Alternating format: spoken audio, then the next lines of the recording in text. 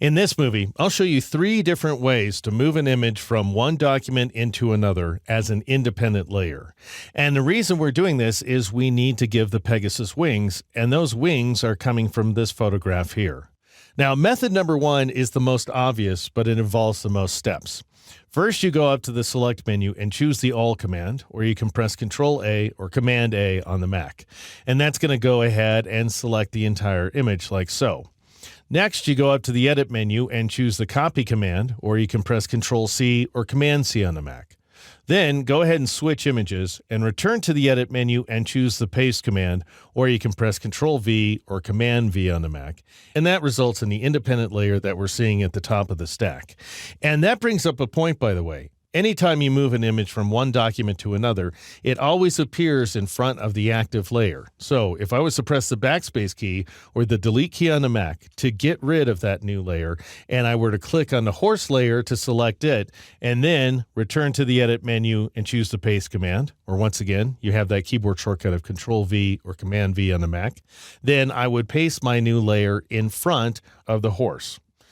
All right, so that's not really where I want it. In fact, I want it to be not at the top of the stack, because in that case, we'd end up with this low color image right here. I want it to be black and white, so I want to move it behind the B and W layer.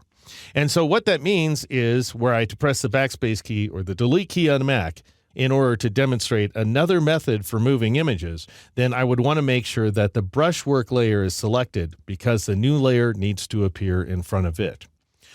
All right, now method number 2 is a little bit obscure, but it can prove useful at times. You start inside the image you want to move. You want the image to be deselected, so I'll go up to the Select menu and choose the Deselect command, which has a keyboard shortcut of Control-D or Command-D on a Mac. And I will tell you that both of these first 2 commands in the Select menu are very common, so it's worth memorizing their shortcuts. Next, you want to switch to the Move tool, which you can get by pressing the V key, remembering that the V is an upside-down arrow. And then, in the most recent version of Photoshop, you want to drag the image like so. Don't release. Instead, move your cursor above the Title tab for the document into which you want to move the image, and that'll go ahead and switch images on the fly. Then move your cursor back into the image window and release anywhere you like, and that'll go ahead and move the image to your drop point. Now, if you've never done this before, it is a little bit tricky, so I'll go ahead and demonstrate that process again. I'll press Control-Z or Command-Z on the Mac to get rid of that new layer. I'll switch back to my Sandhill crane right here, and then, once again armed with the Move tool, I'll drag the image. I'm keeping my mouse button down. I'm moving the cursor over the Title tab for my horse and silhouette document. Then I'm moving the cursor back into the image window, and I'm releasing anywhere I like, in order to bring in the crane on an independent layer. And once again, it appears in front of the formerly active layer, brushstroke. And as a result, the bird turns black and white, in keeping with this adjustment layer. All right, now let's take a look at method number 3, which is the best way to work if you don't care where the image arrives horizontally and vertically. If you just want to center it inside the image window. In that case, I'll switch back to this image here. It's pretty off center, so I'll just go ahead and press Control-0 or Command-0 on the Mac in order to fit it on screen. And then I'll go ahead and switch back to the rectangular marquee tool. Now, 2 things to know about this tool. First of all, you want to always bear in mind that it has a keyboard shortcut of M for marquee, and that's because it is the most useful tool inside Photoshop. And the reason that's true is because if you right-click with this tool inside the image window, you get the best context-sensitive commands, the ones that you use on a regular basis, including Duplicate Layer.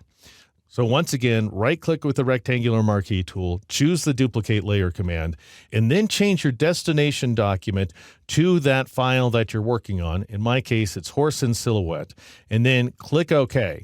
Now, initially, nothing's going to seem to happen, and that's because you have to move over to the receiving document, after which point I'll go ahead and rename this layer Wing Number 1, let's say, and then I'll press the Enter key or the Return key on the Mac to accept that change. And then finally, I want to reposition this layer a little bit. So I'll press Control-0 or Command-0 on the Mac to center the image, and then I'll switch back to the Move tool, and I'll drag this guy up and to the left until it snaps into alignment with the top left corner of the document. And I know I have a snap because I can see those magenta guidelines. After which point, I'll just go ahead and release my mouse button. And those are the 3 ways to move an image from one document into another as an independent layer here inside Photoshop.